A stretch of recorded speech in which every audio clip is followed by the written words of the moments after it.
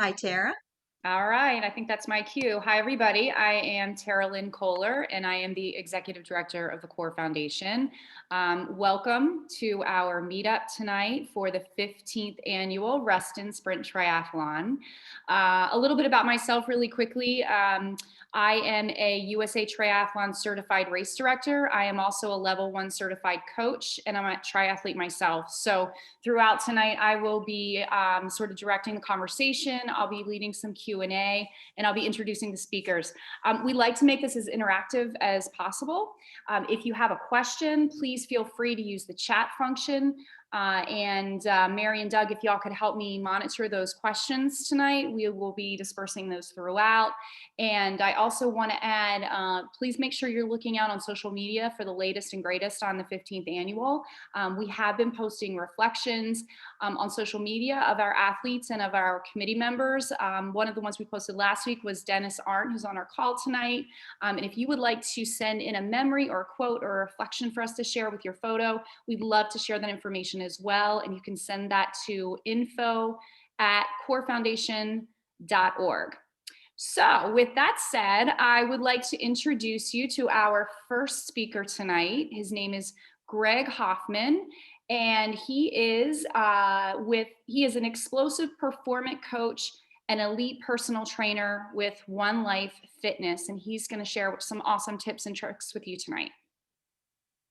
Thanks so much, Tara Lynn. And I may have ran somewhere today, and I rode my bike to and from the gym. That is about as close as I get to a triathlon, but I do know how to train for those things, and even some dry land swimming stuff. So I know you guys have someone talking about that later as well, but excited to talk to you all. A little bit about me as Mary gets the slides going here. I've been training for about 5 years. I've worked with athletes of all kinds, from your weekend warrior, so to speak, to clients looking for weight loss in a traditional sense, to professional athletes. My main career, as you may have guessed from this, as some of you heard before the call, is I've been in radio. Some of you may have actually heard me on the radio if you're Washington football fans, as I was the beat reporter for 106.7 The Fan from 2017 through 2020. And then took a job last year with the Washington Spirit, doing media production for them. And ultimately, the pandemic ate that job in a little bit earlier this year, but I've been doing a lot of training and taking that time to reinvest in this part. So I'm really excited to talk with you guys tonight. I'm still getting that first slide, so I have no idea what we initially had in the slideshow. If we can move that along, I can keep talking. I'm used to talking with no visuals because I'm a radio and podcast person, but did want to just check in, Mary, real quick and see what the status is with those. So Craig, you're at Train Safely at One Life Fitness. Okay, I'm just not. Yeah, but Mary, we're not seeing the. No one's seeing them? No, it just says it started screen sharing. We're just seeing a black screen right now. All right, let me see if I can fix that. What that slide says is the initial kind of thought with this. Let's see if this was the big mystery slide. Okay, we skipped the slide that may have had a formatting issue anyway. So there we go. So the main thing that or the idea that was presented to me by Chris, our general manager, when he had initially talked to Mary and everybody at your organization, is how do people train safely during the pandemic? And the one thing that we feel confident saying at this point, sadly over a year into this, is that you can train safely at our gym, and really at most gyms that are taking the necessary precautions. So obviously a lot of people are going to, based off of their risk level, want to make their own individual decisions. And I'm certainly not going to be like, you have to come to the gym, otherwise you're not going to be able to train, because we know that that's not true. We found maybe more in the last year than ever before, new and innovative ways to train safely at home and with less or minimal equipment. But we have had 0 cases of community spread at all U.S. fitness locations, which is over 30 in the DMV area. That also includes our gym locations in Atlanta, Missouri. So we have just follow local health guidance, and we have made some adjustments within our facilities specifically. We've installed hospital grade air circulation system and ventilation systems. So for those that have been following the latest research on everything pandemic related, the number one thing that is most important is, and obviously I think why you guys probably feel comfortable even having this event, is it's outside, right? So ventilation is the number one thing, and we've taken care of that. We've also spaced out our weight equipment and limited the use of some so that it allows for social distancing. And that does include our treadmills as well for those of you looking to run inside. If the weather gets in the way for whatever reason, if you feel like you want to come in and run on a treadmill, it's every other. We just to fully close the circle on this in terms of policy. So if you wanted to come in, we require masks anytime you're not actively working. We do allow you to take off your mask if you're in the middle of a set, which I find particularly useful on cardio equipment for obvious reasons.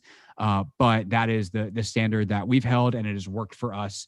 Obviously, anyone can make their decision, but the idea that you have to stay away from the gym actually doesn't hold up in the data.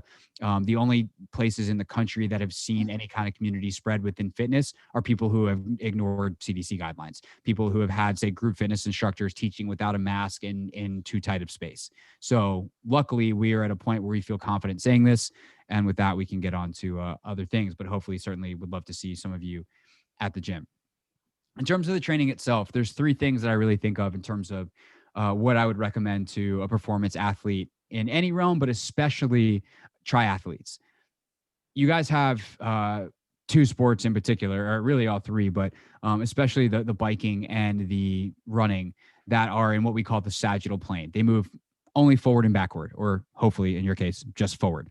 And that does leave the potential to be exposed to injury if all you do is train in that sagittal plane. There's three planes of motion. This is on page 1 of any training certification, right? You have the sagittal plane, forwards and backwards, the frontal plane, which goes laterally side to side, and the transverse plane, which involves twisting.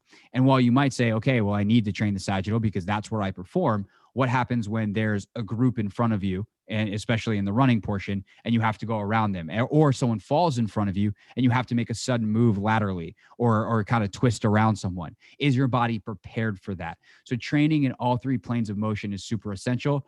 It will help your performance, but especially for injury resiliency. Speed power. This is one that I always find interesting with distance runners and distance athletes, endurance athletes in particular. Is all your training happening at one speed, at an equal level of resistance, at a similar tempo, right? I'm just going to go out and I'm going to run 10 miles. I'm going to run 5 miles. And that run at 5 miles, 10 miles, 2 miles is all the same speed. You're just out there running. Well, how are you ever going to get faster if you don't train faster? And so the idea of training at a higher speed, or the ability to have that kick at the end of any of your legs, right? Can you get out of the water a little bit faster? Can you power around a group if there's a clump in the middle of your cycle portion or your running portion, or get that final kick, the classic, are you ready to kick at the end?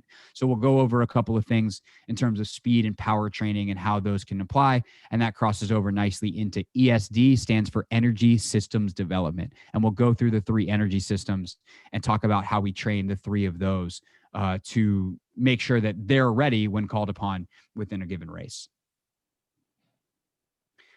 So multi-planar training, as I said, races are unpredictable. We like to think that we can run in a straight line, bike in a straight line, swim in a straight line. But what happens when you need to, especially in this my site director, my boss at One Life, he was a college track runner.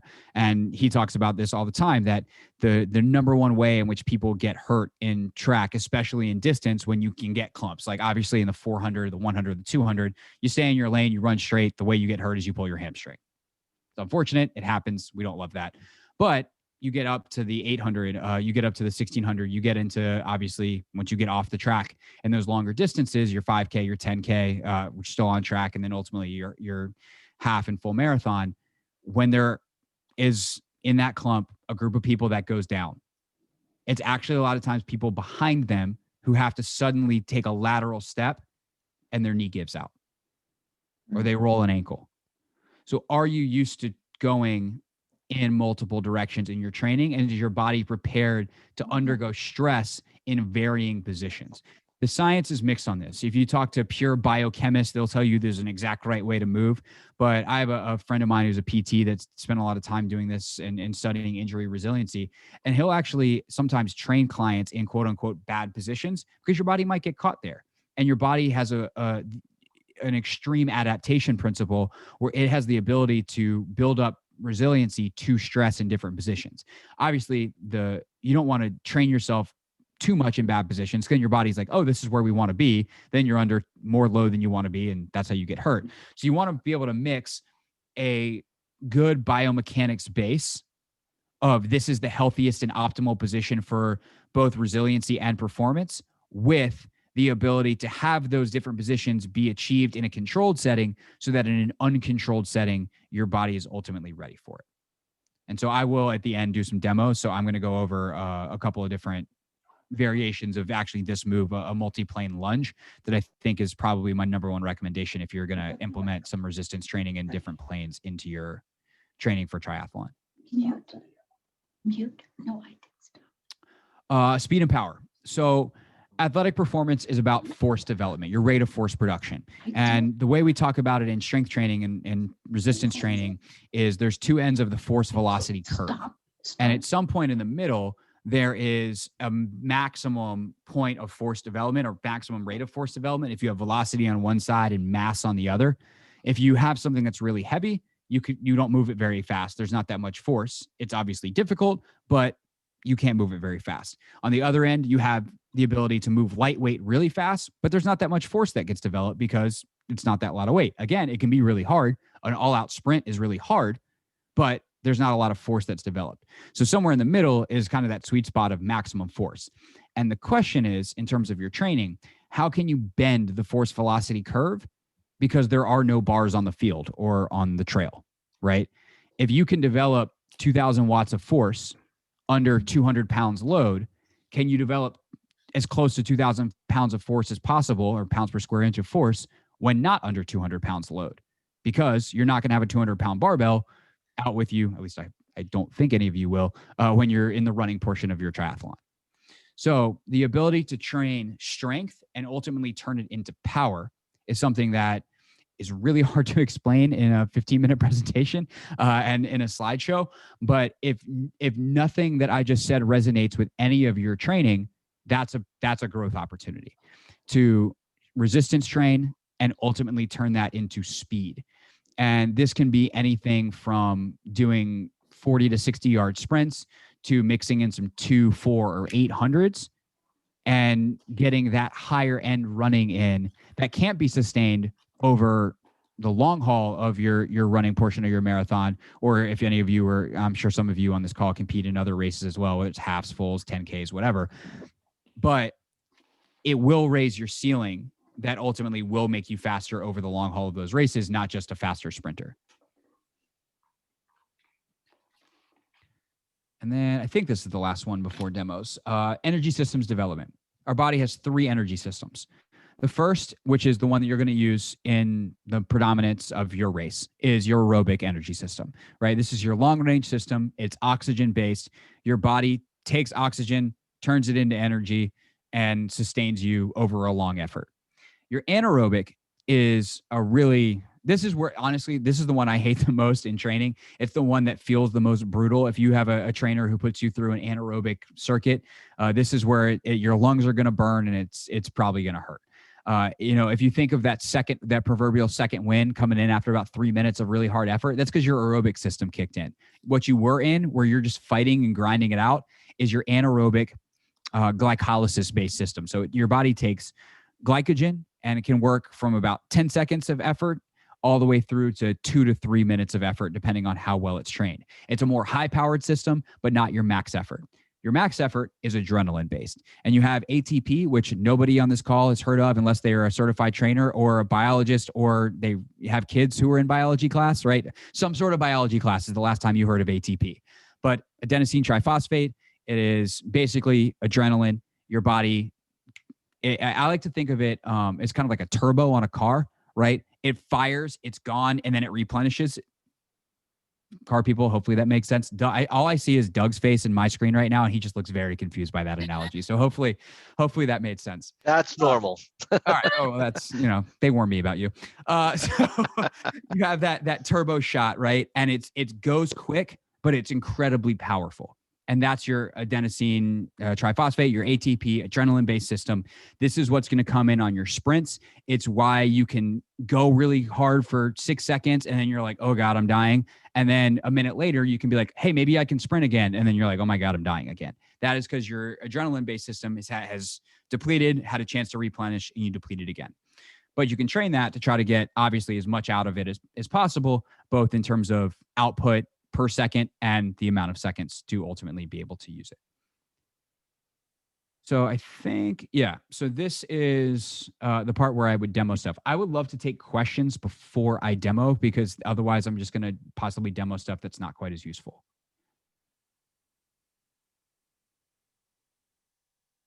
Or I can just demo some multi-planar lunges. All right, we'll do that. So I'm going to exercise cadence for folks beginning their training now for a race in June. Oh, that's a good question. That's a complicated question though. So, all right. When you say exercise cadence, can you be more specific on that question? Yeah. In other words, it's starting to get warmer, and folks are starting to get back into the gym. I don't want to put my idea in here, but do they go every day? Right? Should they start out with a cadence where they're kind of, heavy on one day, soft on another, take a couple rest days? Like, what's a good way go, knowing that we're all coming out of 12 months in some cases of not a lot of activity? That's a great question, especially right now. So the first thing I'm going to say to answer that is to be really honest with yourself. Where you are is certainly not where you want to be, and it might not be where you think you are. Like, if you have not been training consistently because you haven't had an indoor facility that you felt comfortable with, and it's been cold and training in the cold is terrible, you need to find out where you are. And you don't want to find out where you are by overdoing it, right? So be honest with yourself. You can push up to, if you, like, I'll use an example of if you're doing a heavy deadlift, right? And you're trying to improve your deadlift.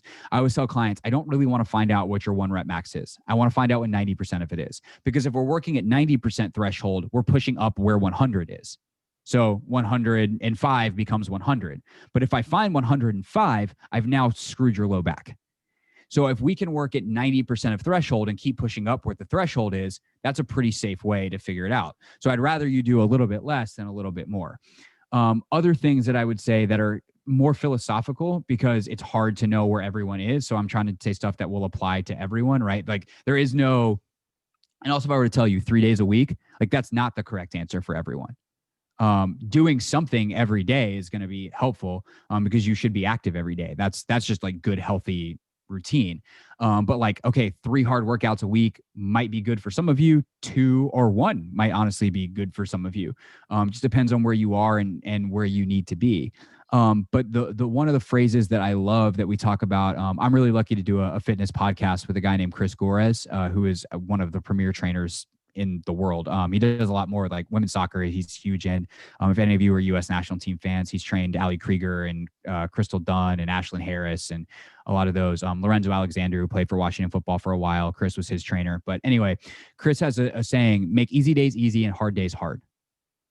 So whenever it is that you pick that hard day, if it's your I'll go to your running day, right? Because that's the area of these 3 disciplines that I know the best. If you're going to make it your sprint day, it's your speed day, that needs to be a hard sprint, and keep the main thing the main thing. I want to focus on speed today. Speed is the thing. If it's an endurance day, then make it an endurance day. If you know that you need to be able to run for X amount of time based off your training program, don't worry as much about your pace. Make sure you complete the time. So train speed here, pace here, and then you have, say, your tempo day. And now you're bringing them together. Okay, I need to run at whatever mile pace for X amount of time. And that's where you really try to push it. So keep the main thing the main thing. And that allows you to have challenges in different disciplines. So I know that was super philosophical and not as direct of like, here's a 3-day-a-week training program. But I hope that goes a long way to answering the question that you're looking for. Absolutely. Thanks, Craig. Yeah. Any other questions? All right. Well, in case anyone thinks, oh, there we go. Right as I'm about to get up again. All right. What are your thoughts for training endurance distances in each event to have a successful race day % over the actual distance? Oh, that's another really good, difficult question. There are different schools of thought on this. I know when Sam was training in college he was an 800 runner and a really good one. He's actually the conference record holder in the ODAC for the 800. So he was at Bridgewater. He ran a 150 800. So that's disgusting. But he almost never ran an 800 outside of race day. Most of his training was in the 4 and the 6, and then maybe he'd run an 8 at some point. And he would, obviously perform really well on race day because adrenaline kicks in, et cetera, et cetera. But that's still, again, in that anaerobic phase versus an aerobic training. I also know that Michael Johnson, obviously I think everyone on this call probably knows who Michael Johnson is. His training sessions used to be warm up, run a 500 as fast as he could, go home. So he went over, and that was his entire training, literally 1-500, because he was that high level of performer. So are we talking about a Michael Johnson level? Are we talking about a Sam Gunther, college runner level? Are we talking about someone who has a day job that loves to compete in triathlons and has for years, but this ain't your job? So that's the challenge in answering this question, is everyone's going to be at a little bit different level. Ultimately, I think the answer would be get as close as you can, right? If you're building up and you feel really comfortable at your distance, I would focus. I mean, it depends on what your goals are. If you're like, hey, I'm good with my time, then yeah, see if you can push yourself a little bit over and increase your endurance that way. But if you're like, hey, I can run this entire race and I feel good about where my endurance level is, push tempo. See if you can cut your time back to, or your distance back to 90%, 85%, 80%, and push at a faster tempo and see if you can increase your performance. So it just depends on what your goals are. I know that in a way that's, again, a philosophical wishy-washy answer, but I hope then that giving you more information, it kind of arms you with the ability to make your own decision. And obviously, if anybody wanted to work with someone, whether it was me, whether it was Sam or one of our other trainers, on a more specific plan for you, where I could get more information on the intake end, I could definitely, you guys can have my email and email me and we can train together. I charge money for that because that's how I make a living. Could I add something really quickly, Craig, to that? Yeah, absolutely. So something else to keep in mind is that you always want to incorporate bricks into your weekly workout. And what a brick is when after you do your bike workout, you go and run. And the run could be 5 minutes, it could be 10 minutes, but you want to make sure when you come off the bike that you remember how to walk and run, because your legs are going to feel like jello after you've pushed. So just keep that in mind as well. I think for me personally, incorporating those bricks into my routine made a huge difference. So I'd encourage you to build up to do that every week. Again, the run doesn't have to be long, especially for a sprint distance. Even for an Ironman, like half iron distance, to do 10 minutes is fine. But you got to do something. Yeah, I'm really glad you added that, Tara Lynn. That's something I'm familiar with before and was somewhere in the back of my brain specific to triathlons. And as soon as she said it, I was like, oh yeah, that's really good. So, your sport specific things too, right? If there's certain element of your training from a skill standpoint that you want to train, like you can tack that onto a workout to add something, right? And obviously this is one where, there are certain ways to train for speed and for like increasing your pace or increasing your endurance, but there's always going to be these little ticks that if you're a soccer player, you're going to do this. If you're a basketball player, you're going to want to focus on that. And obviously for a triathlete, that is a huge one where you can get really messed up if you don't practice it, is that bike to run transition, that brick that she's talking about. And Greg, I would also say too, I appreciate the note there of, you've heard both schools of thought, and I would say it just depends on how much you train. I would say the closer you are to the professional athlete end of the spectrum, the less you have to do, which I know sounds counterintuitive because you're like, oh, you're going to train all the time because you can, it's your job. But the higher skill level you have, the less it actually takes to sustain over time. Dennis had a good one too, and this is where I get to plug one of my partners here. Supplements that I've found to be effective. I work with a company called Momentous. that I don't know if any of you are familiar with. They actually do work with a lot of endurance athletes. They are NSF certified for sport. So if any of you are at a level where there's drug testing in terms of the competition, that you can 100% guarantee on being clean. It is the highest level of certification that they get. I'm a big fan of their proteins. They're great. I'm a big fan of their creatine and collagen supplements. They are great. The number one supplement I will recommend from them is their sleep enhancement supplement. It's a mix of, oh God, now I'm blanking. Your classic sleep aid. Melatonin. Melatonin. Thank you. I don't know why the word it's been I've talked a lot today. Multiple clients of podcasts. I've talked a lot today. Melatonin, vitamin C, which helps with absorption. And they have some jujube seed extract in there as well, which does really fancy things that nutritionists say are good for you.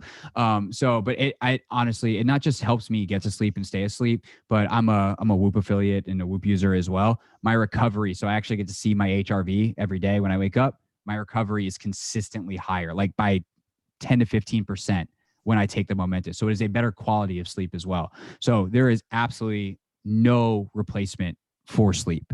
With that said, other things that I like on longer workouts, I'm a big fan of Liquid IV. I tried to get an endorsement deal with them. They didn't bite. They were out on their podcast budget for the year. So they get a free plug here because they're legitimately good. Exercell is also really good, kind of in that same realm. A hydration supplement is going to be probably as good of a thing as you can possibly use during the race of some kind, whether it's a carbohydrate boost that assists with that whole process, like an Exercell, which is like a gel that you take before the race, or something like a Liquid IV during. Noon is another one. I tend to prefer Liquid IV over Noon. I've used both. They're both okay. I like Liquid IV personally better, both from a taste and a performance standpoint. I feel better with it, but that comes down to personal preference of whatever your hydration supplement is of choice. But absolutely nothing replaces sleep. So Momentous Sleep is my number one recommendation. And I do have a code if anybody wants it. That's what I was going to say, Craig. I mean, before you hop off, just, if you want to put a link to the podcast or if a link to any of these sites and the codes in the chat, that would be helpful for. Yeah, absolutely. I will do that before I log off. I promised lunges though, so I have to do those before I go. But any other questions? Definitely open to answer real quick. All right, about to get up. Okay, looks like we're actually gonna get up this time. So, gonna pop this over here and multi-planar lunges. So this is one we use with our soccer players a lot. I love these, and that's actually a sport that translates kind of well because there's a lot of running, obviously, and a lot of stabilization that's needed. So I like a three-way lunge to start laterally. So you're going to come out in a wide lunge, and I'll do this from the side in a second. Hinge back at the hips, knee over ankle here, and then back. Then you're going to come back at a 45-degree angle, lunge. Again, now I'm working more this front leg and back, and then reverse lunge and back. If you have sliders, enhancement without adding any weight, slider version, out here, 45, here, back, here. And I'm going to turn this way just to show you the side view of that lateral lunge. Chest is going to come out over the knee. You'll see my knee stacks over my ankle. At least I think you can see that if I scoot back a little bit more. And you're going to come back here. So knee stacked over ankle, tall chest. If there's a logo on this shirt, you could read it. If you were facing this way, hip goes back, engage that glute to come back up. So another one that I really like off of that, I'm going to angle down just a little bit, is if I had, this is one for in the gym, is to go a three-way step, half kneeling shoulder press with that step. So now I'm going to come forward and press, come out 45 and press, side and press. And so if you watch, I'm going to go this side. As I step, this back glute fires here. And that's a really good one because you get into, multiple planes of motion, full body working in terms of upper, lower working together. You get that coordination element. And I think it's one of the better exercises that we do. I do it with basically every client. And it's one that you're probably not going to see in, like, if you go look up running programs online, they're going to give you all these distances to run and all their formulas and whatever, but you start to get into resistance training, and again, resistance training for runners. It's like, oh, we're going to do lunges, we're going to do squats, we're going to do deadlifts because they'll help build up your hamstrings and glutes. And it's like, yes, but now have we taken resistance training and ignored the movement part? And that's where I think you can really separate as a trainer is like, okay, I'm going to offer you things to get stronger, but we're also going to make sure you're still moving in ways that create injury resiliency and ultimately also help your performance. I think that's all I got. All right, Craig, thank you so much. Craig, would you mind putting in the chat window your contact information in case anyone would like to reach out to you? Absolutely. I will do that now, put my email, and then I will copy some links for Momentous and the podcast. And I think that's all. And your code. And your code. Right. Yeah, I'll do the code and everything for Momentous as well. I appreciate you guys having me on. Okay, well, thank you again so much. Before we get into our next speaker, I'd like to just take a second. If everyone could just put into the chat window, we're curious to know if you've been able to find access to a pool and if you've been regularly swimming, and then are you having struggles with that in terms of the pool? If everybody could just quickly just throw in a couple comments into the chat window. And I think that will help our next speaker to guide her answers. No swimming yet. Okay. I personally just got into the pool last week. I've been swimming twice. I'll be honest, I was a little nervous. I haven't been in the pool in a year and I wasn't sure how it was going to go.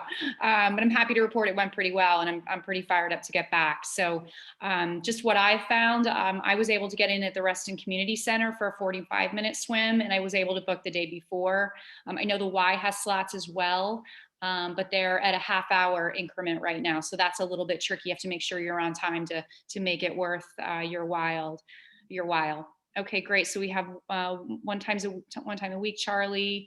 A lot of no swimming yet. Okay, great. So this next speaker should be really helpful to you and just encourage you all as you're comfortable to get back out there in the pool and, definitely get after it. So our next speaker is Sharon Adams, and she is a USA Triathlon Level 1 coach as well. Hi, everybody. Thanks for being here. I know I talked with you maybe a month ago about just getting back into it this year after maybe a little bit of hiatus for everybody. So we're all in it together. And just as some of you have put on the chat here about getting into the pool, who's been to the pool and who's not, I have not been at the pool. So, everybody's making their own choices that they're comfortable with and what is working for their schedule and comfort level. So what I'm going to show, I'm taking 10 minutes tonight that hopefully I think I have some good, helpful information to show you whether or not you are able to be at a pool. If you're looking for stroke technique, last year I did a swim segment for the Reston Sprint Triathlon, and that webinar talked a lot about the phases of the swim, the entry, the catch, the pull, the recovery. So I'm not talking about that tonight. I'm going to talk about stuff that you can do. You do not need to be at a gym. You do not need to be in a pool. Obviously, if you have access to a pool, it's great. There is no substitute for feeling the water. That being said, in all honesty, if you have access to being in a hot tub, and I'm not joking about this, if you're able to stand in water, and even standing up, practicing a pull, or, if it is a small little space that you can tether your feet with a band to the side of the pool, you can practice your actual swim that way. But what I'm hoping to show you guys today is really 3 really important aspects of being a swimmer and obviously being a triathlete. What I'm going to ask you to do is kind of move along with me. If you have a band with handles and if you have a stability ball, I'm going to show you a couple of things with those. You are not going to get sweaty. This is not a workout, but I am going to ask you, even if you're sitting there so comfortable, you do not feel like moving, I promise you'll feel better in a few minutes if you just kind of get up. The first thing I'm going to have you do, and this is all about shoulder health. Most of the time, anytime I'm teaching a class or personal training clients, or obviously coaching triathletes, if we're starting off, I have you move your shoulders. It feeds the shoulders. So stand up wherever you are, shoulder circles. You always want to go backwards because you're working the back of the shoulder to open up the front. So just by doing shoulder circles, you can do shoulder circles this way, then start to make them bigger. So, I mean, even if you were seated, doing this every day, everybody sits at a desk, everybody sits at some point, sit down and do this during your day. This makes your shoulders healthier. Yes, thank you, Doug. So we always move. And of course, if you're doing other stuff, you can add lunges with it. It's just the best. It makes you already feel better. So moving your shoulders. Second thing I'm going to have you do is, because we're triathletes, why would we do one thing at once? So we're going to go into a wall squat, just because why stand? There you go. What you're going to do while you're in a wall squat, bring your elbows out to the side. They are directly out from your shoulders. Upper arms are horizontal. So what you're going to do, this is one of the best things that you can do for shoulder health. Any of us that swim, it's important to keep our shoulders healthy because it's so repetitive in that thing. We do freestyle. I know you're holding your wall squat, but this is good for the bike too. Elbows out from the shoulders. What you're going to do, you start here. Neck is relaxed. Say no with your chin. That makes sure that your neck is relaxed. Then you're rotating your forearms to come back to the wall. If your forearms do not touch the wall, it's okay. Notice if one goes a little bit further. So if you have a little bit more mobility in one than the other, that's fine. So now your palms are facing forward. Now come back down so your forearms are parallel to the floor again. Then come back up. So this is the entire exercise for your shoulders. If you do this, I mean, we might just do it a couple more times right here. When your forearms are back, if you do this 10 times, you are going to feel, this is for rotator cuff, serratus anterior, all of those small muscles. You don't need to know what they're called, but they protect your shoulder. So when you're out doing the things that you want to be doing, swimming, that you need to protect and strengthen the whole capsule around the shoulder as well as the shoulder blade. So that's the number 2 thing. We did the circles, we did these rotations. Another thing that I'm going to have you do is, and this is one of the most helpful things I think from yoga. You can stand, you can be seated, but take your arms up overhead. And again, everybody's body is different. Just like when you're stretching your ankles, not everybody's heels can touch the floor because your bones are different. Everybody has different shaped bones. Everybody has different girth of their mass of their arms. If you have a little bit bigger joints and bigger muscles, it's harder to get your arms to go parallel. Some of us are out here and that is all we can do. So if you're swimming and that's all the range of motion that you have, you want to kind of work on being able to bring your shoulder down so that your upper arm, so that you can get straight. And it might seem really small, but if you have kind of like a little bigger arms or something, like I have had to really work. I was a gymnast, so my arms were always out here. So to be able to bring them vertical was a lot of work for me. And it's still like holding my arms here. If you hold your arms here for 20 seconds, go ahead and do it wherever you're seated. I can only see Doug, so I'm going to see him. So this is one of the other things is right here. And then Bunny's got it going there too as well. So it's a challenge to get your arms. And if you don't know where your arms are, then you're going to be swimming. If they cross over, if you're really flexible, you want to know that. If you go here, then you want to know, because then you're going to be winding down the lane. So keep that in mind. Yes, you can feel it. Okay, so we have the shoulder health, the shoulder mobility. Okay, that's not all swimming is. We've got to work on a little bit of core. What I'm going to have you do is go to your floor. Make sure if you're on hardwood that you have a towel or a pillow underneath your knees. Okay, so what you're going to do, and I really encourage you to do this because you will feel it. You're going to go to all fours. Shoulders directly on top of your wrists, hips directly on top of your knees. First things first, and you don't even need to look at your screen. So when I'm teaching yoga these days, you don't need to really look. I'll cue you through it. First things first, check in with your core. Notice, is your belly just dropping down? Did you let go? So if you did, go through a couple cat and cow stretches and then find your center. Okay, so there is your center. You are still able to breathe fully, but you're not dropping down. Your core is engaged. Top of your head is reaching forward. Your sit bones are pressing back. Here's what I want you to do now. You're going to lift your left foot, press your left foot backwards.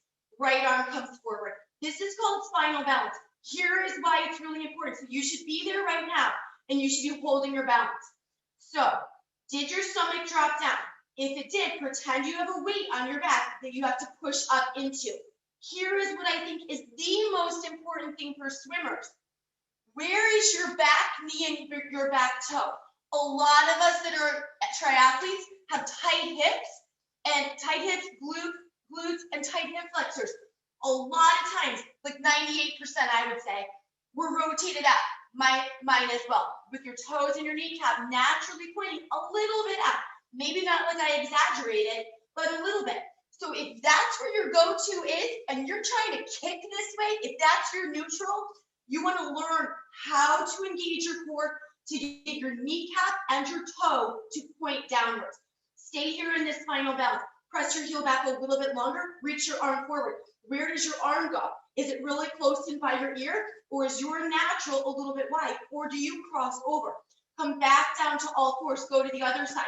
Right heel back, left arm forward. Notice your core. Did you drop down, or were you able to hold the integrity of your core? Where is your right kneecap? So you might point one knee or toe out to the side and the other might not. Spinal balance, this exercise, it might not seem like a lot, but this is really one of the most self-aware, I feel like, exercises for swimmers that you can do to get your core working while it's not supported. We're in the air, we're same thing in the pool, we're in water, we're not on a surface that holds us, so we need to have our body being able to be strong in our core while we are ungrounded. So reach into one side, cross the body, come back down, go to the other side. So come back to all fours. So that was your spinal balance exercise. It's something to kind of always check in with. If you have a band with handles, then what I'm going to show you is just a couple really quick, awesome exercises that you can do for swim training. If you have your bike on a trainer, you can loop your band around the back of your trainer. So that way it won't loop. If you have a treadmill, you can put it around your treadmill. You can put it around like the bottom of your bed, a couch, whatever. But what you can do, both handles, you can put them in both handles in one hand. You're going to come back into that spinal balance position. You don't need to, but since you're working on your swim, which is ungrounded, you might as well start working in an unstable position. So from here, elbow presses straight back, bend your elbow, push back. So all I'm doing here are tricep kickbacks. However, this is reminding me to keep my back toe, my back kneecap pointing down. This is just like I am pushing water backwards. I'm looking straight down so I get my body in that same direction. So you can get your arm, really work, challenge here, flip it to the other side if you want to. Stand it up, strong core, both arms. You can alternate, pushing down. You can pretend it's a little bit of like a VASA machine. So all of this is tricep with your swim technique. Core strong. Make sure you're not rounding out. Posterior flies. You are going to, so we just did our tricep band exercise. Posterior flies, all you need, your band with handles. Take your hands wider than shoulder width apart, and you're just opening up your arms. Your shoulder blades are pulling together behind you. It doesn't matter how far your arms go out. It matters how much you pull your shoulder blades together. So the result right here isn't what matters. What matters is the work that is happening in your upper back to strengthen the upper back and your shoulder blades. So those are some tricep shoulder exercises you can do with a band. And of course, I showed you the floor. The other exercises that I'm going to quick add in is if you have a stability ball. If you don't have a stability ball, it's okay. I'll show you. If you go to a gym, you can use them because, so swimming, like I said, we have to have healthy, strong shoulders, triceps, lats also. So we just did the pushing part of our swim stroke. To get the lats, our lats are our main extension and catch. So this right here, raise your hand wherever you're standing or sitting, raise your arm up, put your other hand on your lat. Sometimes people are like, what's a lat? Here's your lat, okay, it's the outside. So ready, lift your shoulder up, like I don't really want your shoulder there. Now ready, pull down. You feel that? That's your lat. So this is what you're working here. So when you pull down, this is what we're working. If you take your arm up, put your elbow up over the barrel, It's on a stretch. Now it works as you push down. So to work your lats, the best thing you can do is just go to a playground and do pull-ups or get a pull-up thing in your doorway. But if you don't have that, of course you can use weights, but you can also use the stability ball. It's not easy, but that's why we're doing this, right? So you have your knees on the floor, make sure there's something soft, hips are up on top. In this exercise, you don't bend at your hips. You don't have an angle coming in your hips. You keep this line. You're gonna send your stability ball a little bit forward. You catch yourself. So you know like those ab rollers? It's a similar exercise. You go out, straight arms, straight arms, straight arms, as far as you can. If you don't go straight, that's fine. You go as straight as you can.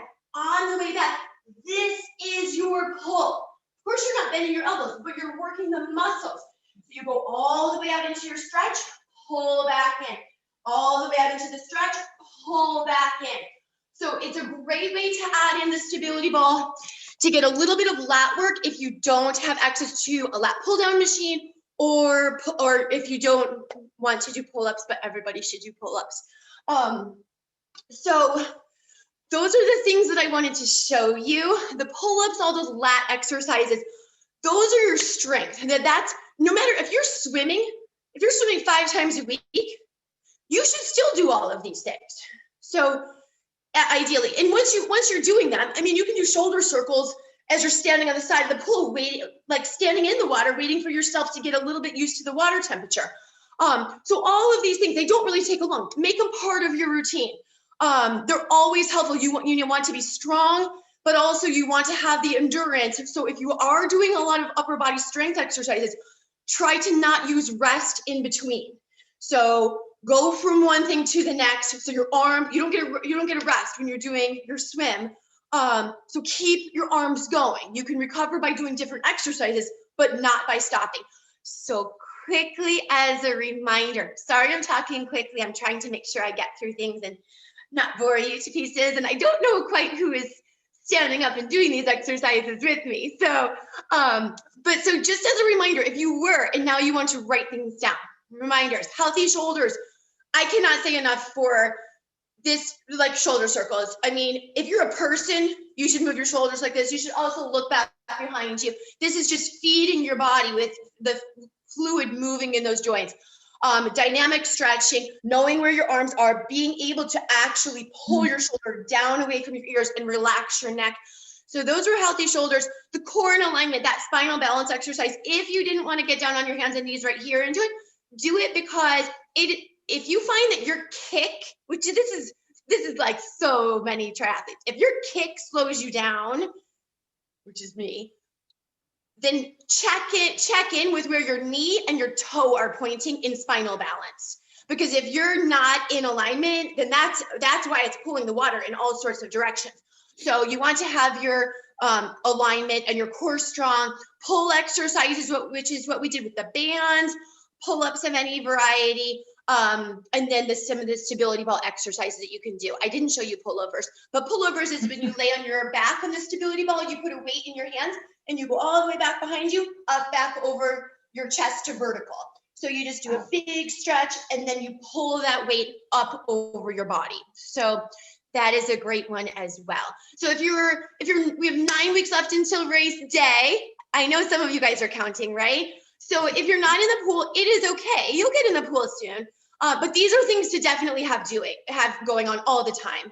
Have a day every week, 2 days every week where you do pull-ups. And you can do a lot of these core things as part of your regular practice or at the end of a run. So that's all I have. Any questions? Mm-hmm. So Sharon, I put a question in the chat window, which is what should athletes expect on their first swim when they get back in the pool? What should their expectation be? My recommendation is to have no expectation. Just to get to the pool. If you get back to the pool and you do whatever happens, it's a success. It's a visit to the pool. And I don't mean that lightly. I really do fully mean that. Whatever it is, it's just, this is what I say to a lot of people, even new exercisers starting. It's just X. You don't judge it. There's your X. And then you go, your next visit is, okay, this is where I was. Now I'm X plus this. This is where I made a difference. This is what I did a little bit more of. or mentally I prepared myself for my arms to feel that way, or for my breathing to feel that way, for me to not feel so comfortable in the water. But don't beat yourself up. It will, if you haven't been into the pool, it will not feel comfortable. It just won't. I'm fully prepared for myself to feel that same way. So if you happen to see me on my first day back, I might be flailing and doing some breaststroke, but allow yourself to do breaststroke. And so kind of go in with an idea, always have a purposeful program that you're going to follow a goal of maybe what your swim might look like. However, go in with a real open mind, and, you know, be gentle on yourself, that it's just X is what it is. And yay for you, you got to the pool, and you'll take it from there in your next swim. I think that's really good advice. I'll just share quickly my experience. So the first day that I got back into the pool, it actually did feel amazing. I really felt comfortable. It was like, just like home for me. So instead of taking it easy, I decided to just go in and crush it. And I was going for time and all kinds of things. And I felt great. I swam the entire time. And I woke up the next day and I could not move. And that was like really, really humbling. So I was like, all right, Tara, you got to dial it back a little bit. So my advice to everyone is, and don't use paddles the first time you get back in the pool, because it feels good, because you probably will feel that the next day too. So yeah, for those of you who know me, well, you know, I poke fun at myself, and I like to share my stories, and hopefully they'll help you. So you got to keep your wits about you when you're doing triathlon. So let's just check the chat window one more time here and see if anybody else has a question. And if not, I think we do not have any more questions. So thank you again, Sharon, for joining us tonight. You're welcome. And our next speaker is Bunny. Bunny is our race director, and she's going to be talking to you a little bit tonight about COVID and COVID responsibilities. I'm sure a lot of you have questions around this topic, and we're going to give you some answers tonight on relative to that. So Bunny, I will turn it over to you.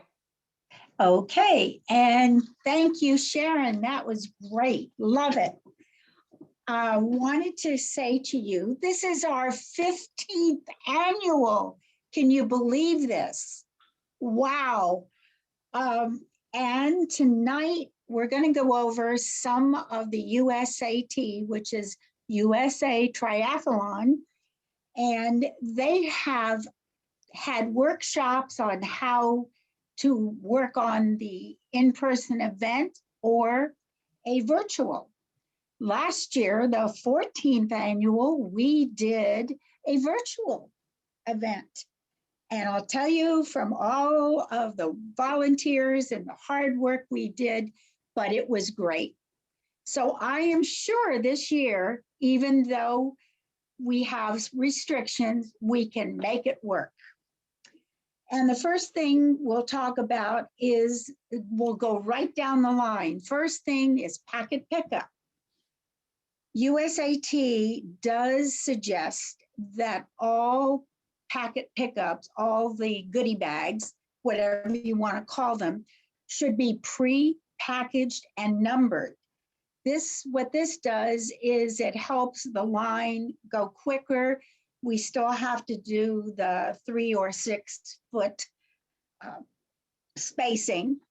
And also it helps, we will probably have some of the athletes come, you know, half an hour earlier, and then schedule the others a little bit later, so that we don't have 400 people there at one time for packet pickup. Also, all the workers who are at the tables for packet pickup will have to wear masks, as well as the participants who are picking up their packages. And everything will be, as I mentioned before, pre-packaged and numbered. There will be a trouble desk in case somebody gets the wrong pack. And that desk, of course, will be socially distant from the main desk. And you can, you know, go over there and solve your troubles.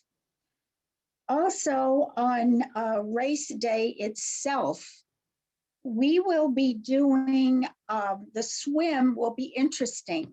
Every athlete that is called to the pool deck, and we won't call all, you know, as many as we have done in the past, we usually do 25, 30 people at once. We will probably do maybe 10 at once, and you all have to be wearing a mask. You will then actually perhaps swim in your mask, or you may take it off. Probably everybody will take it off as they enter the pool, and they'll swim. And at the end of the pool, you will then get a clean mask. Now, I'm pretty sure that Rest and Sprint will provide you with a clean one or dry, whichever the case may be. And then you will start your bike. Now, the timing company that we have will space the bike racks. And again, it's going to be a little odd and a little spacey, but we must do this for safety reasons. And you can wear your mask, your clean new mask, on the bike. And again, when you're biking, you have to make sure you can socially distance as much as you can. Obviously, if you're going to pass another athlete, you do it quickly. You don't, hang back. And that's one of the USAT rules, is you cannot ride on someone's tail in the bike. You have to come up to them and pass. And then you will satisfy the distancing. Also, on race day, you will notice porta potties. Now, we will provide them, of course, and some of them will have sanitizing debris and machines there so that you can do your hands and take care of things very much as we need to do. The run, again, you must wear a mask and try to be as socially distant as you possibly can. The transition area for the bikes when you arrive on race day, that will be fenced off, and only the athletes and USAT officials will be allowed in the transition area. We don't want people mulling around in that area. And again, masks must be worn at most all times. The food, after you have done your race, the food will be interesting. It will be packaged, and we won't have the usual pizza that we always have. These will be packaged foods, and you will just grab whatever. And the drinks. And by the way, on the bike, the 2 stations that we have will have bottled water only. There will be no cups. There will be no Gatorade. It'll be bottled water, or perhaps bottled Gatorade if we have enough time to provide that. Also, at the finish line, the timer that we have is well aware of what is going on as far as socially distancing.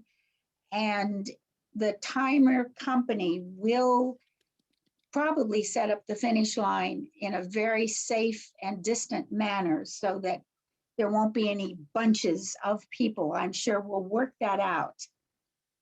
At the end, for the awards, all age group people that have won will be announced. However, we will be mailing out or having some sort of a ceremony for age group winners and others, as maybe a month from the end of the race or 2 weeks. We're not sure yet. And where that will be, I don't know, but we do plan to mail out all of the awards. And the finishing medals, if you're not one of the age group winners, will also be mailed out to you. And I guess there's some questions now. Tara, do you have a couple of questions that people have asked? Let me check.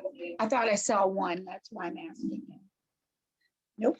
No, I posted in the chat window a few training plans that are free with your USA Triathlon membership. There are 4 of them Yes. available, and so I just was posting a link. I was going to talk about it when you're finished. That's all. Oh, okay. But does anyone have any questions? It's going to be an odd situation, but maybe we'll be back in full swing. We don't know. Yeah, I and think some of- that's an excellent point, Bunny, for anyone that's listening and listening to the recording. Our goal is to get you out. And these are the guidelines that USAT and local authorities are allowing us to look at right now. But I think we can all see that there is progress. It may be slower than we think or we want, but there is progress. And this is where we stand today. So probably the biggest takeaway from tonight's session is that we're working hard to make this a safe event for you and stay abreast of what's happening, because as things become more safer, as we are allowed to do things, we are certainly talking to USAT and local officials almost weekly right now, and you can imagine as we get closer to the race daily, to give you the closest we can in terms of the experience that you've grown to love, or for those first-time timers, the experience of a normal triathlon. That's where we're working towards, and then we will keep you apprised of what on race day will be the limitations we have when we run the race. Exactly. Bunny, we do have a question. Eric is asking, did you say we have to wear a mask for the run? And I actually didn't hear the answer to that either. So it depends upon what the governor has at that point in time suggests. But most people will wear the mask, but maybe if you're close to another runner, they'll pull it up, just like when you're taking a walk or whatever, just to be safe. But you should have a mask available to you on the bike and the run, both, just in case. It's very important. Anything else? Or? It's a great question, Eric. Any other questions?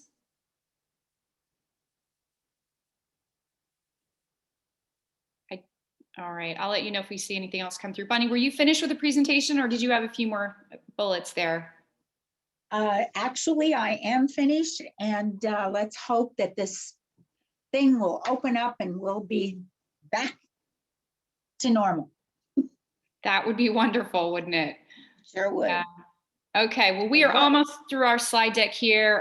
Once again, I posted in the chat window some free plans that are available to you. As you can see, we've got a 6-week free plan available and 4-week plan available. So you've got plenty of time still to train safely and effectively. So those are available to you in the link in the chat window. We also have available some really cool Rest and Sprint Triathlon and Core Foundation gear. There are cycling jerseys, there are tri-tops, jackets, and tri-bottoms. So those are available on the registration link if you would like to purchase those, or you can earn those through fundraising. And if you're interested in doing some fundraising for incentives, please reach out to us at the info@, and we'd be happy to jump on a call with you and explain how the process works.